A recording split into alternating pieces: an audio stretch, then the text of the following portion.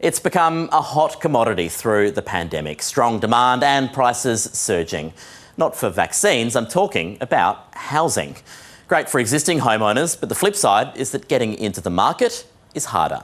About 2/3 of us agree owning a home isn't really an option for young Australians anymore. It's a problem in all states, plus in urban, regional and rural areas. Some states have higher levels of agreement than others, and WA was the state least likely to agree. Even if we can't buy, we still need a roof over our heads, but most of us think getting somewhere affordable is getting too hard. 44% of us in the Australia Talks survey said Australia's doing a very poor job when it comes to affordable housing. Add in the 32% who think the country is doing a somewhat poor job, and you've accounted for about 3/4 of Australians. A clear majority think that in all age groups, but you probably won't be surprised to learn pessimism among younger people has increased dramatically.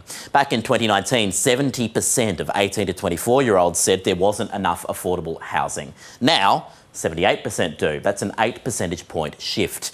There's been a 12 percentage point increase in the 25 to 29-year-old group who think the same, and a 13 percentage point increase among 30 to 39-year-olds. It isn't just housing. Australia remains pessimistic on the economic future of young people in general. About 3 in 5 Australians think kids these days will be worse off overall than their parents. All right, let's unpack these numbers a little further. We're now joined by Dr. Katrina Raynor, who is a postdoctoral research fellow in the Faculty of Architecture, Building and Planning at the University of Melbourne. Good morning to you. Thanks for joining us this morning. So we've got those results in from Australia Talks. Most Australians think it's harder for young Australians to get by than it used to, and that owning a home isn't an option for most young Australians. Now, the research that you've done in this field, does that back that up? Is the Australian dream essentially over for many young people? Yeah, I mean, it's not over for everyone. But people feeling this way is entirely understandable, and it's very much backed up by the statistics of what we're looking at the moment. And what we can see is that there's been really dramatic falls in home ownership rates for younger people in Australia in the last 20 to 30 years, and particularly for people in the lowest 40% of income brackets. So if you are wealthy, or if you are privileged enough to have wealthy parents, it's not such a big deal, but certainly it's a thing that's really changing. And to put some figures to that, in Melbourne, although this is something that's played out across Australia, if you were trying to purchase a home 20 years ago, so in 2001, the average house was about 4.5 times the median household income.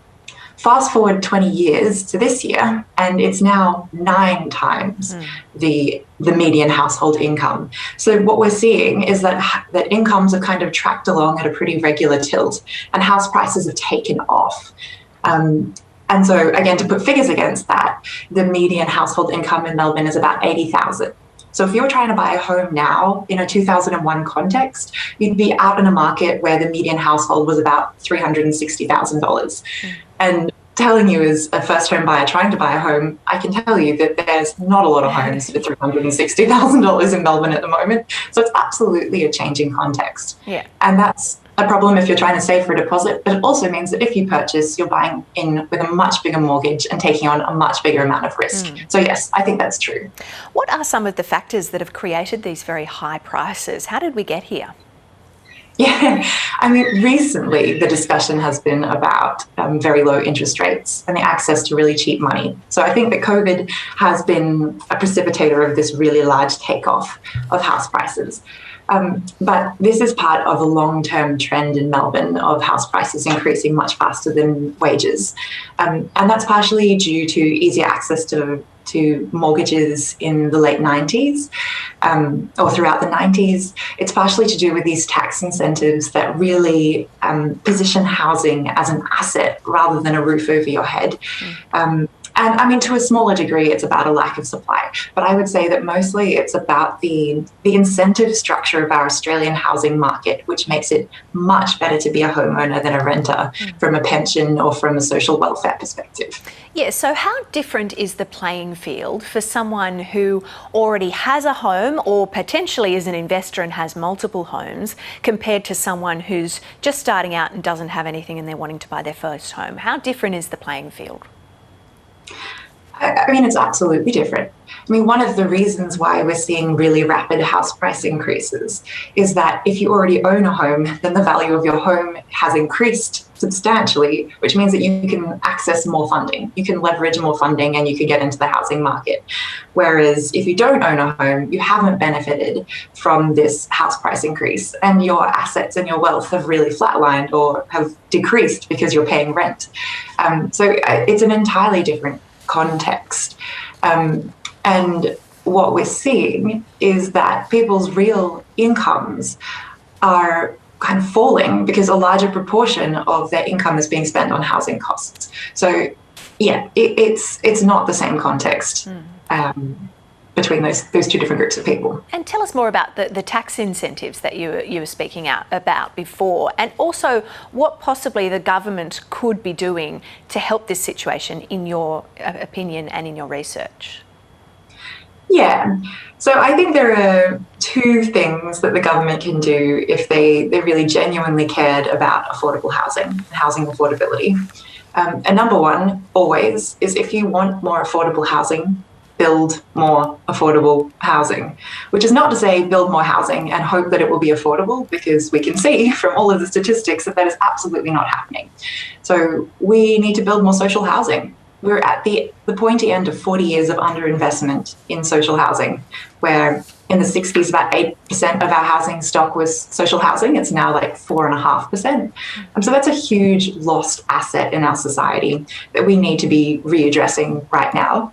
And we need to be building affordable housing on top of that social housing, which is regulated by the government to make sure that it's actually affordable. The other thing we can do is we can address some of these distortions in our market and these tax incentives. So, for example, capital gains tax concessions cost us over $6 billion a year, and 75% of the advantage goes to the top 10% of income households. So, that's a really inequitable system that doesn't reflect the reality of our housing markets anymore, although it may have been when it was first brought in. We can also address things like negative gearing. We can reassess the way that the primary home is used in pension calculations. And we can stop doing deliberately inflationary policy, like the home builder, like first home buyer grants, like encouraging people to dip into their superannuation to pay for housing. Because this might benefit the individual a little bit, but mostly what it does is it pushes up house prices. It benefits existing homeowners and developers and makes things less affordable. So we should stop doing silly things like that.